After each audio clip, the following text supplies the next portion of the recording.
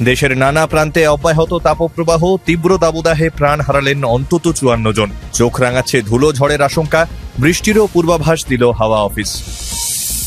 মোদি থেকে অভিষেক, সপ্তম দফা নির্বাচনে ভাগ্য পরীক্ষা এক ঝাঁক হেভিওয়েটের। তৃণমূলের সুরেই বিজেপিকে নিশানা কংগ্রেসের, ফের জল্পনা জোট নিয়ে। ভোটের আগের দিন উত্তপ্ত যাদবপুর, সিপিএম কর্মীদের মারধরের অভিযোগ, নিশানায় তৃণমূল। ভোট মিটলেও রাজ্যে থাকবে কেন্দ্রীয় বাহিনী, জানালো কমিশন। দেশে ফিরতেই গ্রেপ্তার প্রজ্জ্বল রেভান্না, ধর্ষণ হেনস্থার একাধিক অভিযোগে কাঠগড়ায় দেবগৌড়ার নাতি।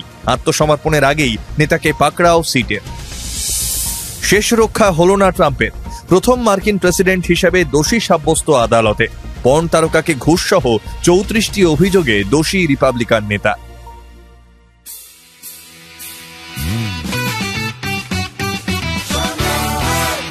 আপনি শুনছেন সংবাদ প্রতিদিন শোনো। নমস্কার, আসছে বিস্তারিত খবরে। তীব্র দাবদাহে দেশ জুড়ে মৃত্যু মিছিল। পূর্ব, উত্তর ও মধ্য ভারতের বহু স্থানে তাপপ্রবাহের দাপট অব্যাহত। অন্তত 54 জনের মৃত্যু হয়েছে তীব্র গরমের প্রকোপে। এই পরিস্থিতিতে আবার চোখ রাঙাচ্ছে ধুলো ঝড়ের আশঙ্কাও। শনিবার উত্তরপ্রদেশে ধুলো ঝড়ের পূর্বাভাস রয়েছে। সেই সঙ্গে উত্তর পশ্চিম ভারতের বিভিন্ন স্থানে রবিবার পর্যন্ত বজ্র বিদ্যুৎ সহ বৃষ্টির পূর্বাভাস দিয়েছে হাওয়া অফিস। সম্প্রতি 52.3 ডিগ্রি সেলসিয়াসে পৌঁছে দেশের সর্বোচ্চ তাপমাত্রার রেকর্ড গড়েছিল দিল্লি। এবার 56 ডিগ্রিতে উঠে তাকেও টপকে গেল নাগপুর। পৃথিবীর সর্বোচ্চ তাপমাত্রা থেকে মাত্র 0.7 ডিগ্রি কম এই তাপমাত্রা। শুধু তাই নয়, রাজস্থান, হরিয়ানার মতো রাজ্যের একাধিক জায়গায় তাপমাত্রা 50 পার করেছে। অগ্নিদৌড়ে খুব একটা পিছিয়ে নেই বিহার, উত্তরপ্রদেশ, মধ্যপ্রদেশের মতো রাজ্যগুলিও। কেবল বিহারেই 24 ঘন্টার মধ্যে 32 জনের প্রাণ গিয়েছে গরমের দাপটে। ওদিকে ওড়িশার রৌরকেল্লায় দাবদাহে প্রাণ হারিয়েছেন 10 জন। একই কারণে ঝাড়খণ্ডের পালামৌ ও রাজস্থানে 5 জনের মৃত্যু হয়েছে। পরপর মৃত্যুর ঘটনায় আতঙ্ক বাড়ছে দেশ জুড়ে।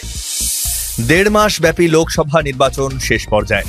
শনিবার সপ্তম অর্থাৎ শেষ দফার ভোট গ্রহণ হবে দেশ জুড়ে।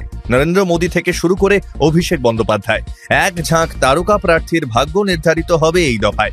লড়াইয়ে রয়েছেন কঙ্গনা রানাওয়াত, অনুরাগ ঠাকুর, লালু কন্যা মিসা ভারতী, পাঞ্জাবের প্রাক্তন মুখ্যমন্ত্রী চরণজিৎ সিং চন্নিরা। দেশে মোট 57 আসনের লড়াইয়ে রয়েছেন 904 জন প্রার্থী। তার মধ্যে বাংলায় আসন 9টি। এদিকে ভোটের শেষ বেলায় তৃণমূলের সুরেই বিজেপি বিরোধিতার সুর চড়ালো কংগ্রেস। শেষ দফার আগের দিনই কেন্দ্রের বিদায়ী সরকারকে উদ্দেশ্য করে প্রশ্নমালা প্রকাশ করেছে কংগ্রেস। সেখানে 100 দিনের কাজের টাকায় বঞ্চনা, রাজ্যপালের পদত্যাগের দাবি থেকে কর্মী আন্দোলনের দিশা, গরু পাচারের নেপথ্যে কেন্দ্রের দায়, ওয়াশিং মেশিন তত্ত্ব, সব নিয়েই প্রশ্ন তোলা হয়েছে হাত শিবিরের তরফে। এমনিতে বাংলার কংগ্রেস তৃণমূলের আসন ভাগাভাগি না হলেও জোটে আছেন বলেই অবস্থান স্পষ্ট করেছেন তৃণমূল সুপ্রিমো। লোকসভা ভোটের শেষ পর্বে কি তবে তৃণমূলের পাশে দাঁড়ানোর বার্তা দিতেই তাঁদের সুরে বিজেপি বিরোধিতা কংগ্রেসের? প্রশ্ন রাজনৈতিক মহলে। ভোটের আগের দিনই উত্তপ্ত যাদবপুর লোকসভা কেন্দ্র। গাঙ্গুলি বাগানে সিপিএম কর্মীদের মারধরের অভিযোগ উঠল তৃণমূলের বিরুদ্ধে। খবর পেয়ে ঘটনাস্থলে পৌঁছায় বিশাল পুলিশ বাহিনী। সিপিএম কর্মী সমর্থকদের বিক্ষোভের মুখেও পড়েন উর্দিধারীরা। সেখানে যান সিপিএম প্রার্থী সৃজন ভট্টাচার্য, যদিও মারধরের অভিযোগ অস্বীকার করেছে তৃণমূল।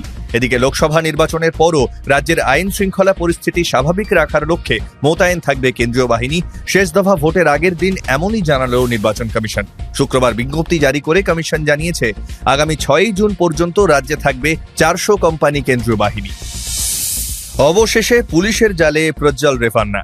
জার্মানি থেকে দেশে ফেরার সঙ্গে সঙ্গেই তাকে গ্রেপ্তার করেছে কর্ণাটক পুলিশ। ধর্ষণ, যৌন হেনস্থা, অশালীন ভিডিও তৈরি, এমন একাধিক অভিযোগে কাঠগড়ায় প্রাক্তন প্রধানমন্ত্রী এইচ.ডি. দেবগৌড়ার নাতি। সম্প্রতি জার্মানি থেকে দেওয়া এক ভিডিও বার্তায় প্রজ্জ্বল দাবি করেছিলেন 30 মে মধ্যরাতে দেশে ফিরবেন তিনি। 31 মে সকাল 10টায় আত্মসমর্পণ করবেন। তবে সে সুযোগ পেলেন না জেডিএস নেতা। এর আগে দুবার প্রজ্জ্বল দেশে ফেরার টিকিট কেটেও বাতিল করেছেন। তাই এবারও তিনি দেশে ফিরবেন কিনা তা নিয়ে সংশয় ছিল পুলিশের। যদিও বেঙ্গালুরু পুলিশ কড়া নজর রেখেছিল কেম্পেগৌড়া বিমানবন্দরের দিকে। মধ্যরাতেই বিমানবন্দর থেকে তাকে গ্রেপ্তার করে কর্ণাটক পুলিশের বিশেষ তদন্তকারী দল তথা সিট। প্রজ্জ্বল অবশ্য বারবার দাবি করেছেন তিনি ষড়যন্ত্রের শিকার। তবে তাঁর পাশে দাঁড়ায়নি নিজের দল জেডিএসও। প্রথম প্রাক্তন মার্কিন প্রেসিডেন্ট হিসেবে আদালতে দোষী সাব্যস্ত হলেন ডোনাল্ড ট্রাম্প। 2016 সালের প্রেসিডেন্ট নির্বাচনের আগে পর্নস্টার স্টর্মি ড্যানিয়েলসকে ঘুষ দেওয়ার অভিযোগ ছিল রিপাবলিকান নেতার বিরুদ্ধে। সব মিলিয়ে মোট 34টি অভিযোগে দোষী সাব্যস্ত হলেন তিনি। সংবাদ সংস্থা রয়টার্স জানিয়েছে 12 জন জুরির সম্মতিতেই ট্রাম্পকে দোষী সাব্যস্ত করেছে নিউ ইয়র্কের একটি আদালত। আগামী 11 জুলাই ট্রাম্পের সাজা ঘোষণা করবে আদালত। সেখানে সর্বোচ্চ 4 বছরের কারাদণ্ড পেতে পারেন প্রাক্তন মার্কিন প্রেসিডেন্ট। এদিকে আগামী 15 জুলাই সরকারিভাবে প্রেসিডেন্ট পদপ্রার্থীর নাম ঘোষণা করবে রিপাবলিকান পার্টি। সেক্ষেত্রে চলতি বছরে হোয়াইট হাউসে তাঁর প্রত্যাবর্তন যথেষ্টই কঠিন বলেই মত ওয়াকিবহাল মহলের। যদিও নিজেকে নিরাপরাধ বলে দাবি করে ইতিমধ্যেই সোশ্যাল মিডিয়ায় সমর্থকদের কাছে অর্থ সাহায্যের আবেদন করেছেন প্রাক্তন মার্কিন প্রেসিডেন্ট। শুনতে থাকুন সংবাদ প্রতিদিন শোনো।